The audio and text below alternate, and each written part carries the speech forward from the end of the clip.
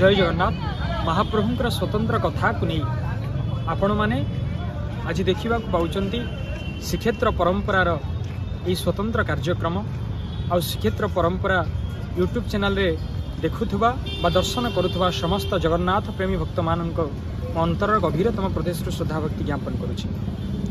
महाप्रभु जगतरनाथ जगन्नाथ कालिया शांतर अनन्य नीला रही, अनन्य जात रही, अनन्य परंपरा रही एवं 12 मासरे 13 जात भली ए श्रावण मासरे महाप्रभुंकर एक स्वतंत्र यात्रा थाए। से यात्रा हूँ झूलन यात्रा, जहाँकि दशमी ठार आरंभ करी प्रतिपदा पर्यंत 7 दिन धरी यही कार्यक्रम श्रीमंदिर रे चली रही था। जगन्नाथ मंदिर सहित श्रीक्षेत्र रे जो मठ मंदिर रही से मठ मंदिर मध्य जड़ित, जहाँकि राधावल्लभ मठ, राधाकांत मठ, नेबलदास मठ, पापुड़िया मठ, राधेश्याम मठ एमिति प्राय मठ महाप्रभुंकर ये दिव्य यात्रा सहित जड़ित। आमे माने समस्ते जानिचे महाप्रभु जगन्नाथ जी सिंह होचंती वृंदावन बिहारी साक्षात राधाकांत।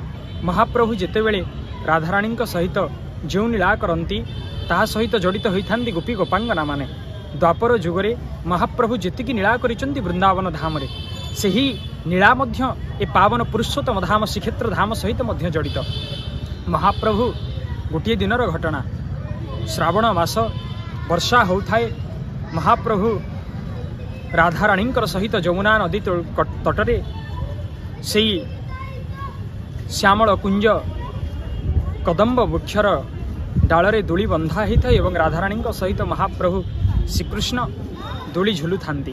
गोपी गोपांगना मध्य सही कुंजरे मध्य महाप्रभुंकर सेवारे रही थांती एवं महाप्रभु राधाराणी और श्याम सुंदर को से दूली रे गोपी गोपांगना माने झुलाउ थांती।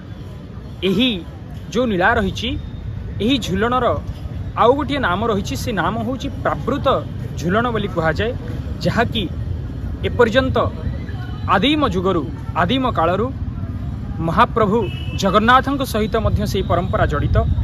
आज मध्य महाप्रभुंकर से परंपरा अनुसार श्रीमंदिर रे मुक्ति मंडप रे साक्षात सुंदर भाव रे झुलन सुसज्जित भाव रे रुहंती एवं से झुलन यात्रा सेबेठू चली आसी एवं मठ मंदिर रे श्रीक्षेत्र धाम रे वैष्णव परंपरा सहित जड़ित जेतिकी मठ अच्छी से मठ मानक मध्य से झुलन यात्रा पालित करा जाए एवं यही द्वापर जुगुरु आरंभ हो जो नीला रही नीलार विशेषत्व एवं ये नीलार प्रकृत कारण होउछि महाप्रभु राधाराणी और श्याम सुंदर ये जो नीला रही नीलार गोपी गोपांगना माने मध्य समस्ते जड़ित रही थांती एवं यही कार्यक्रम श्रावण मासरे प्रत्येक वर्ष श्रावण मासरे मठ मंदिर रे मध्य होइथाय एवं यही दिव्य नीला और दिव्य कथा उपरे जानिबा पई हम श्रीक्षेत्र परंपरा यूट्यूब चैनल को सब्सक्राइब लाइक करंतु एवं आउ किछि मठ मंदिर रे मध्य आपण मानकु दिव्य नीला को आम दर्शन करिबो। जय जगन्नाथ।